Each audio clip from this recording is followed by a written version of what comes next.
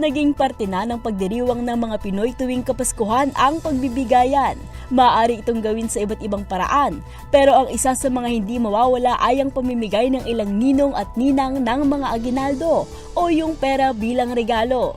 Pero mainit na usapin hanggang ngayon kung ano nga ba ang limitasyon ng mga magulang pagdating sa pagtanggap o di naman kaya'y pagre-request sa matatawag na pangalawang magulang ng kanilang mga anak. Gaya na lang ng viral post na ito sa social media ng isang vlogger na si Mami Hades matapos niyang ibahagi ang ipinadalang mensahe ng kanyang sender. Sa letter kasing ito, makikita ang conversation sa pagitan ng isang nanay at isang ninang matapos gumawa ng group chat ni Mami para sa mga ninong at ninang ng anak.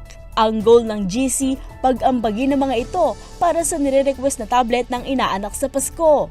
At nang tanongin ni sender kung magkano ang ambagan, aba, laking gulat nito nang sabihin ni Mami na tig 5,000 pesos silang lahat. Panawagan ni Mami Hades, huwag naman sanang ganito kalaki ang demand sa mga ninong at ninang ng mga anak at hindi dahil nakitang nakaluluwag sa buhay ay dapat nang hututan.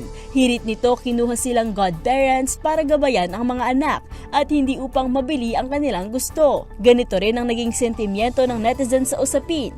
Ayon sa mga ito, dapat ay hayaang magbigay ng aginaldo ang mga ninong at ninang at hindi dapat mag-demand kung ano ang mga regalo.